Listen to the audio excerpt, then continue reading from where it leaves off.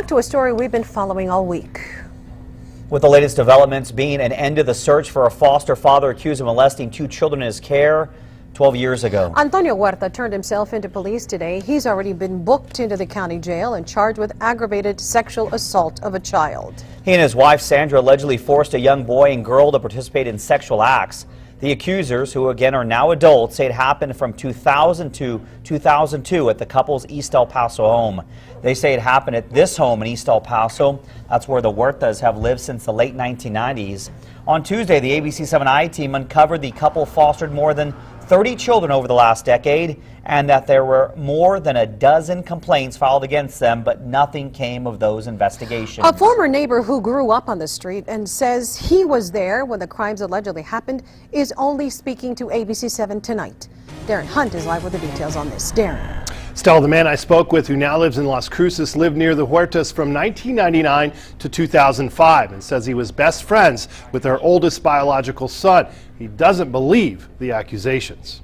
I was in their house probably just as much as I was in my own house. And you never noticed anything strange or different?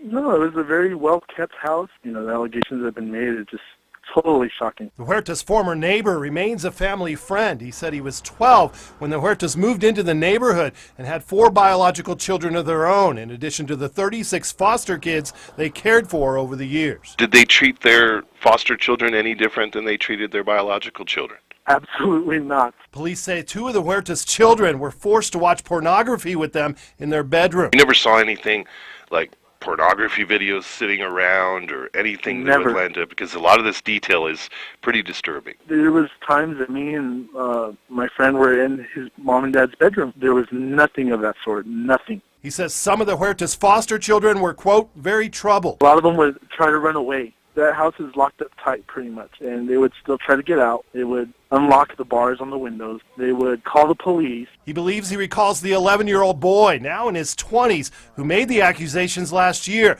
and doesn't believe he's credible. You're convinced that this did not go on? It's hard to say for sure because, you know, what goes on behind closed doors, you know, it's hard to say. But, you know, when I was there, it doesn't seem like any of this would ring true. I'm hoping that they're innocent of all these accusations. It turns out that they're not, well then I will be extremely, I won't have any words. Now, of the 16 investigations of the Huerta foster home the past decade, 3 alleged sexual abuse, 5 alleged physical abuse, 3 alleged neglectful supervision, and 5 alleged a combination of at least 2 of the above. Now, the state couldn't find evidence to support 14 of those cases. Rick and Estelle. Of course, we'll stay on top of things. Thank you for the latest, Darren. Tomorrow.